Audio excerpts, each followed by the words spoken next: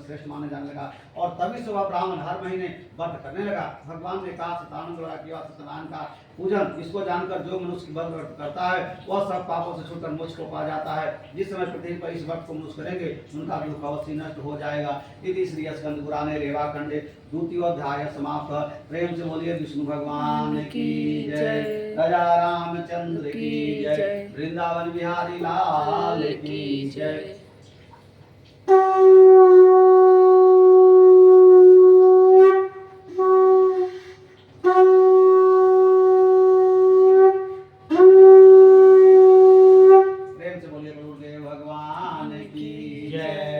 राजा रामचंद्र की जय। तीसरा अध्याय। सूत जी बोले, हे सोनक, विष्णु भगवान ने इस तरह नारद से कहा था, वह तुमसे मैंने कहा, और दूसरी बात जो पूछो। सोनक जी बोले, हे सूत जी, उस ब्राह्मण के बाद इस व्रत को किसने किया, यह सुनने की मेरी इच्छा है। सूत जी बोले, हे मुनि, जिसने व्रत को किया। एक समय ब्राह्मण धर्मानुसार निज अपने बांधवों के साथ व्रत को करते हुए उद्यत हुआ। उसी समय वहां एक लकड़हारा आया। भूख प्यास से पीड़ित काट के भार को बाहर रखकर ब्राह्मण घर उसने अपने व्रत को करता हुआ देखा। नम्रता से हाथ जोड़कर प्रणाम कर बोला, यह आप क्या कर रहे हैं, इसके करने से क्या फल होता है, वह विस्तार पूर्वक कहे। ब्राह्मण बोला, मनुष्यों को देने वाला, दुख शोक को नाश करने वाला तथा सिद्धि को देने वाला श्री सत्यनारायण का व्रत है, इसके प्रसाद से धन धनादि प्राप्त हुआ है। यह सुनकर ब्राह्मण लकड़हारा प्रसन्न प्रसाद को खाकर जल पीकर वह भगवान श्री सत्यनारायण का ध्यान करता हुआ रमनगर में चला गया। आज लकड़ी बेचने से जो द्रव्य प्राप्त होगा उसी समय सत्यों का व्रत अवश्य करूंगा। ऐसा मन में विचार कर उसने लकड़ी को माथे पर रखकर जहाँ धनी लोग रहते थे उसी नगर में गया। उस लकड़हारे को दूना द्रव्य प्राप्त हुआ और अत्यंत प्रसन्न होकर केले का फल, शक्कर, दूध, घी, गेहूं का चूर्ण सवाई लेकर घर में आकर अपने भाई बंधुओं को बुलाकर विधि से सत्यनारायण का व्रत किया। उस व्रत के प्रभाव से लकड़हारा धन पुत्र से युक्त हो गया। इस लोक में सुख पाकर अंत में सत्यलोक को चला गया। हे मुनिगण, मैं और कथा करता हूँ, उनको सुनिए। इति श्री स्कंद पुराणे रेवाखंडे तृतीयोध्याय समाप्त।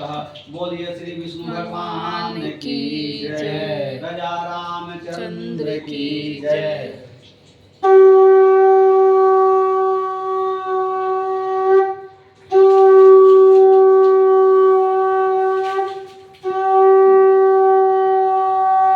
गुरुदेव भगवान की जय।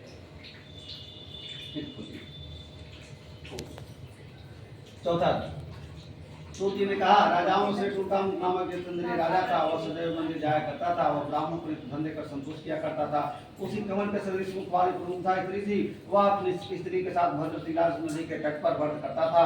उसी समय वहां एक बनिया आया। वाणिज्य के लिए बहुत से धन से परिपूर्ण नाव को नदी के तीर पर लगाकर तट पर उतर गया। वह राजा को व्रत देखता हुआ नम्रता से पूछने लगा।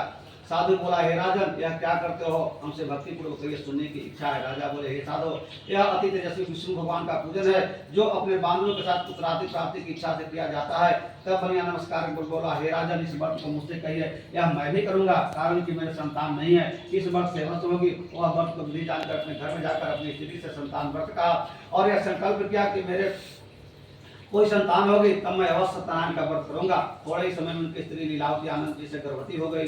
उसने 10वें मास प्रति निर्मल कन्या को उत्पन्न किया। जैसे शुक्ल पक्ष के चंद्र की ज्योति बढ़ती है उसी तरह कन्या प्रतिदिन वृद्धि को प्राप्त हुई। अपनी स्त्री के साथ साधु बनिया ने कन्या का जात कर्म कलावती नाम रखा। एक दिन लीलावती अपने स्वामी से मधुर वचन बोली कि पहले वह संकल्पित व्रत आप क्यों नहीं करते। साधु बोला, हे प्रिय, इसके विवाह के समय इस व्रत को मैं अवश्य करूंगा। इस प्रकार स्त्री को समझाकर वह बाहर चला गया। इधर कलावती पिता के घर नित्य बढ़ने लगी। एक दिन धर्म के साधु बनिया ने सखियों के साथ खेलते हुए लड़की को विवाह के जोग जामदूतों को बुलाकर कहा, विवाह के निर्मित कन्या के लिए जोग वर खोज कर ले आओ। साधु की आज्ञा पाकर दूत कांचन नगर में गए। उस नगर में एक वनी पुत्र को लेकर साधु के पास आए। उसने सुंदर युक्त केले लड़के को देखा। जाति भाइयों के साथ प्रसन्नचित्त होकर विधि से अपनी कन्या का विवाह उस वनी पुत्र के साथ विवाह कर दिया। अब भाग्यवश विवाह के समय उस व्रत को साधु भूल गया।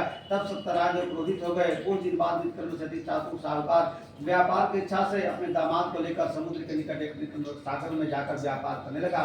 उसी समय सत्यनारायण स्वामी ने साधु के प्रतिज्ञा से बढ़ते उसको साथ दे दिया, तेरे ऊपर बड़ा भारी दुख पड़ेगा। उसी दिन चोरों ने धन को चुरा लिया।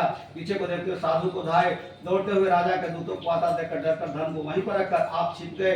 राजा के दूतों ने साधु के निकट आकर राजा के धन को देखा तो साधु को बांधकर आनंद चित्त से और राजा के निकट ले जाकर बोले, हे राजन, दो चोर आए हैं, इनको देखकर आप आज्ञा दीजिए। राजा ने साधु को देखकर अभी विचार से आज्ञा दे दी। फिर तो दूतों ने हुकुम बांधकर बंदी खाने में बंद कर दिया। इति श्री स्कंद पुराणे रेवाखंडे चतुर्थोध्याय समाप्त। बोलिए बोलिए श्री विष्णु भगवान की जय। राजा रामचंद्र की जय।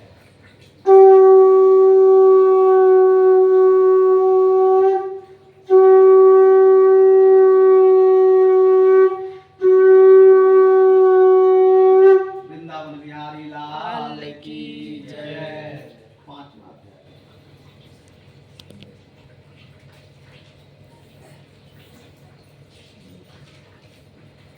सूत जी बोले, सदैव की माया से चंद्रकेतु राजा ने उन दोनों बनियों के वचन को कुछ भी न सुना और उनका सब धन ले लिया। श्री सत्यनारायण के साथ साधु और दामाद घर में गई स्त्रियां बड़ी दुखित रहने लगी। चोरों ने धन को चुरा लिया। अभिव्याधि से कुछ भूखी प्यासी लीलावती अन्न की चिंता में घर घर घूमने लगी और तलावती कन्या भी घूमने लगी। एक दिन रात को भूख से प्यास दुखी तलावती एक ब्राह्मण के घर गई। वहां श्री सत्यनारायण के व्रत को कथा सुन निम्न मनोरथ को मांगी और प्रसाद को खाकर कुछ रात बीते अपने घर आई। तब लीलावती अपने कन्या को धिकारने लगी, हे पुत्री, इतनी रात तक तुम कहाँ रही? तेरे मन में क्या है? तब कन्या माता ने सत्य वचन बोली कि हे माता, मनोरथों को परिपूर्ण करने वाले श्री सत्यनारायण के व्रत को ब्राह्मण के घर में देखी हूँ। लीलावती कन्या कलावती का वचन सुनकर श्री सत्यनारायण के व्रत को करने को देते हुए पतिव्रता साधु की स्त्री अपनी कन्या के सहित बंधु बांधवों के साथ सत्यनारायण के व्रत की। उसने सदैव से अजीब व्रत मांगा कि हे सचदेव, हमारे पति और दामाद जल्दी घर आवे। मेरे पति और दामाद के अपराध को आप क्षमा करने योग्य हैं, अतः आप क्षमा कीजिए। इसमें सत्यनारायण स्वामी संतुष्ट हो गए और चंद्रकेतु राजा को स्वप्न दिखाया कि हे राजन, कल सवेरे ही सज्जन बनियों को छोड़ देना और उनका जो धन लिया था दे देना, नहीं तो हम धन पुत्र के सहित तेरा राज नष्ट कर देंगे। यह बात जब राजा ने कहकर सत्यनारायण प्रभु तब ध्यान हो गए। प्रातः काल राजा समय निजनों के साथ सभा में उपस्थित हो मंत्री जनों से अपना स्वप्न सुनाकर बनियों को शीघ्र छोड़ दी। ऐसा आदेश दिया आया सुनकर दूत लोग बनियों को बंदी खाने से छुड़ाकर राजा के निकट लाए और बिना युक्त वचन बोले, हे महाराज, हम इन दोनों बनियों को बंधन से छुड़ाकर लाए हैं, आपकी क्या आज्ञा है? उन दोनों ने महाराज चंद्रकेतु को नमस्कार कर कहा। पूर्व वृत्तांत का स्मरण करते हुए राजा चंद्रकेतु ने साधु तथा दामाद को कुछ नहीं कहा। बनिक पुत्रों को देखकर राजा आदर से बोले, भागवत तुमको बड़ा दुख मिला, अब आप लोग भय न करना।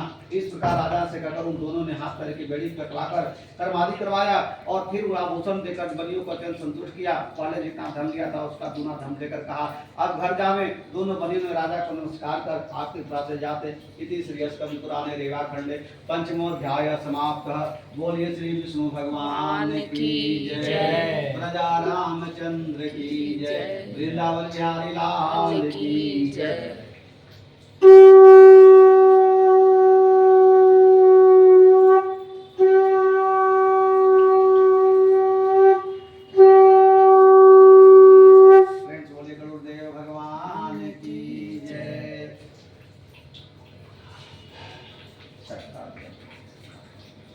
सूत जी बोले, साधु, क्या आपका धन लेने की इच्छा है? मेरी नाव में लता पत्राधिक है। तब दंडी ने ऐसे वचन सुनकर बोले कि तेरा वचन सत्य हो। ऐसा कहकर आप समुद्र के पास बैठ गए।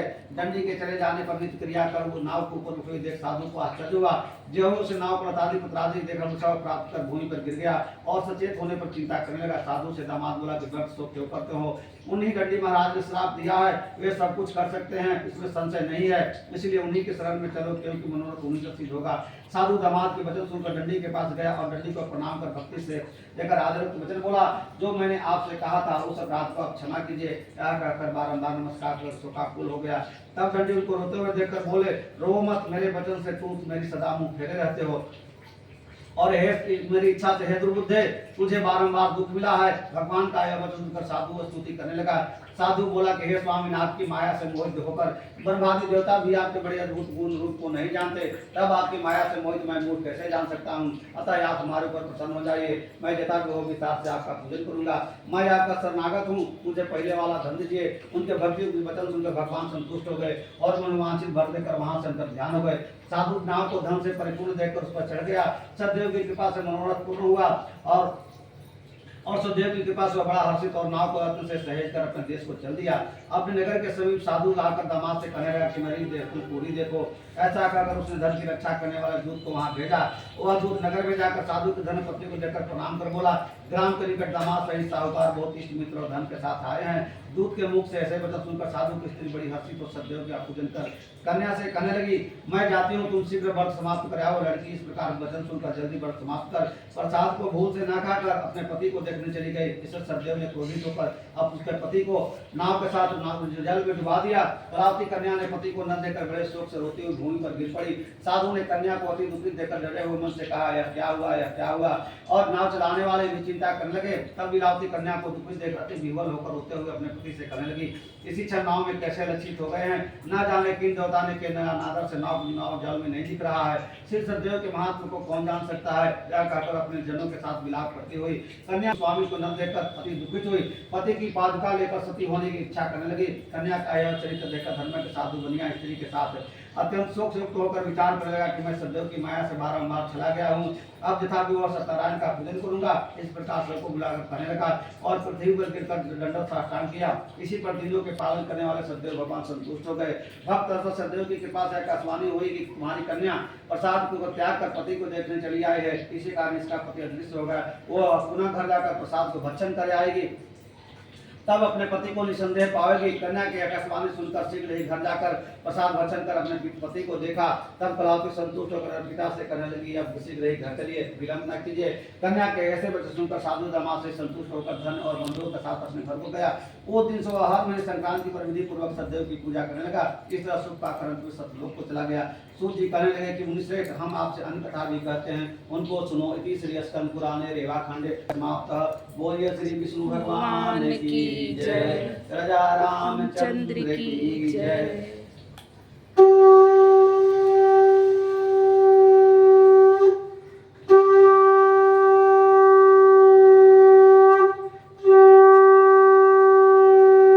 वृंदावन बिहारी लाल की जय, गुरुदेव भगवान की जय। 7वां अध्याय।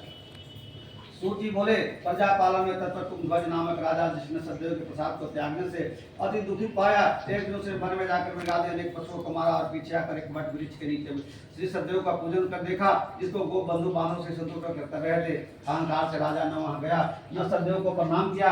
जब वे गोप राजा को प्रसाद देने लगे तो राजा ने प्रसाद को नहीं दिया। तब वे लोग वहां प्रसाद रखकर चले आए। राजा ने प्रसाद का अनादर किया। इस तरह प्रसाद का त्याग करने से उसे अति दुखित पाया। उस राजा के 100 पुत्र थे, मर गए और धन धान भी नष्ट हो गया। तब राजा ने अपने मन में विचार किया कि सदैव ने ही धन नष्ट कर दिया है, इसलिए मैं वहीं जाऊं जहां सदैव का पूजन होता था। यह विचार कर हीरो के साथ भक्ति सदा उत्तर विधि से सदैव का पूजन किया। वह सदैव के प्रसाद को धन पुत्र आदि से युक्त हुआ और इस लोक में सुख पाकर अंत में सत्यलोक गया। जो प्राणी अति दुर्लभ सदैव के व्रत को करता है और भक्ति होकर पवित्र फल देने वाली इस कथा को सुनता है, उसको सदैव के प्रसाद से धन धन आदि प्राप्त होते हैं। दरिद्र धन पावे, कैदी छूट जावे, भया भय से छूटे, इसमें संशय कुछ भी नहीं है। इस पुनित व्रत को करने से प्राणी सब दुख सुख पाकर अंत में सतलोक को जाता है। सूत जी कहते हैं, विप्रो, मैंने सत्यनारायण के व्रत को आप लोग से कहा, जिसको करने से मनुष्य सब दुखों से छूट जाता है। विशेषकर सदैव की पूजा कलिकाल में फल देने वाले है। उन्हीं को कोई काल, कोई सत्य, कोई परमेश्वर, कोई सत्यनारायण और कोई सत्यदेव कहेंगे। सत्यवती रूपी सनातन विष्णु कलयुग में अनेक रूप धारण कर सबको मनवांछित फल देने वाले होंगे। हे मनुष्य, जो प्राणी इसको पढ़ता है या सुनता है, उनके संपूर्ण पाप सत्यदेव के प्रसाद से नष्ट हो जाते हैं, इसमें कुछ भी संशय नहीं है। इति श्री स्कंद पुराणे रेवाखंडे 7वां अध्याय समाप्त। बोलिए श्री विष्णु भगवान की जय, राजा रामचंद्र की जय।